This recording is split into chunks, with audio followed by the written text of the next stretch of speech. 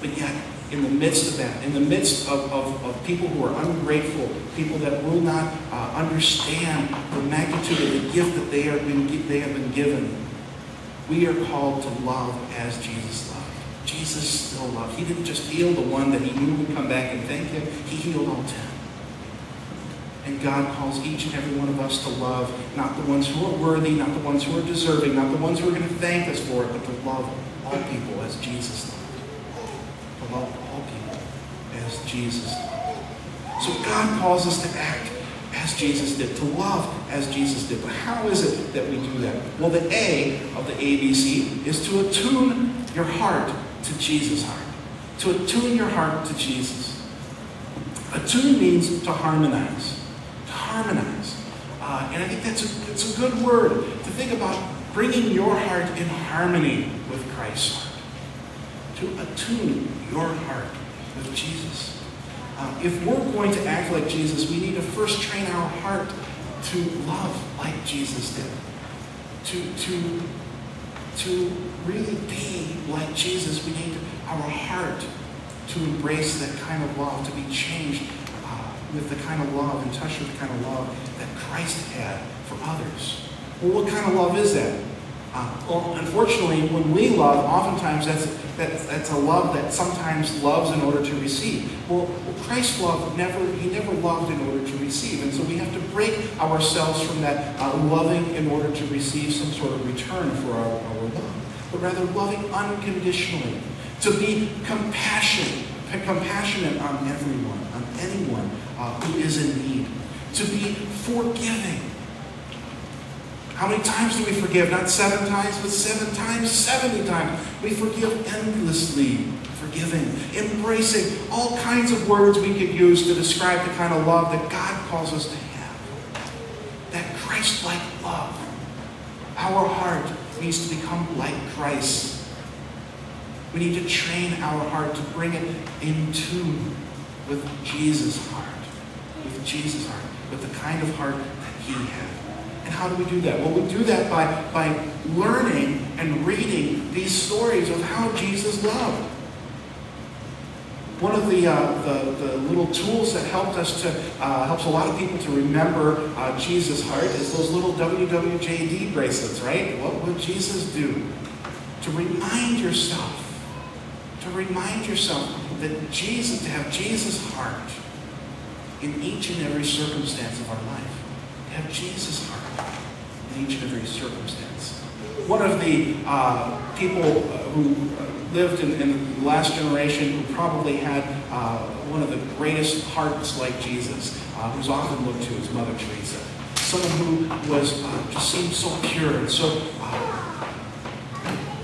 she loved compassionately, so graciously, so much like Christ. And so she's often looked to as an earthly model, as someone who tried to walk so close to Jesus' steps in everything that she said and did, and how she lived her life. And so we think of Mother Teresa, we think of Jesus, and we think of their heart, how they loved. And if we want to act like Jesus acted, we have to remember that our heart has to be transformed. Our heart has to be transformed, to be changed, to become in tune with Christ's heart. To not love conditionally, but unconditionally. To not love seeking a return, but to love for the sake of loving. As Christ loves. As Christ loves. So that's the A. Attune your heart to Jesus. B. Be on the lookout for those in need. Be on the lookout for those in need. Last week we talked about our spiritual vision and having a sight vision like Christ, the ability to see as Jesus does. And this is so true. This is to emphasize this point, that in order to act like Jesus, we need to be able to see the needs of others. We need to be on the lookout for those in need.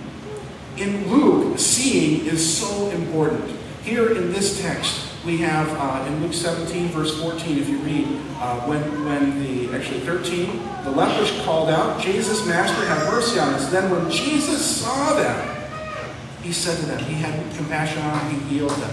It was in Jesus seeing And when the leper who turned back to thank Jesus, he did so after seeing what Jesus had done, seeing that he was healed. Seeing, vision is so important. Over and over and over in Luke, we read of Jesus seeing and having compassion. Jesus seeing and having compassion. So too, we need to be able to see the needs of others. Well, why don't we see the needs of others? Usually it's because we're so self-absorbed, right? So caught up in what we're doing and in the direction, our own goals, our own direction, our own desires, that we can't even recognize the needs of others.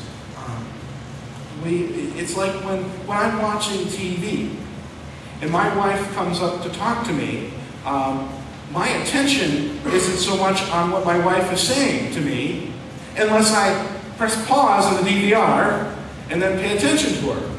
Because my attention is diverted. I'm distracted on my own agenda, on my own thing. And if I'm going to pay attention to something else, I've got to hit pause.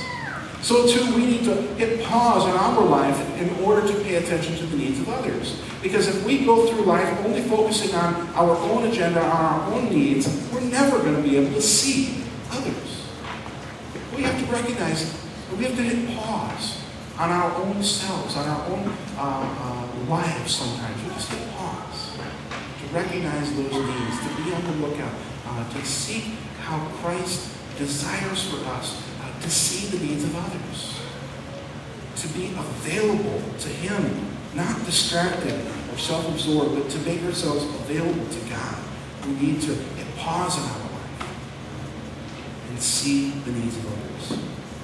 So that's be on the lookout for those that need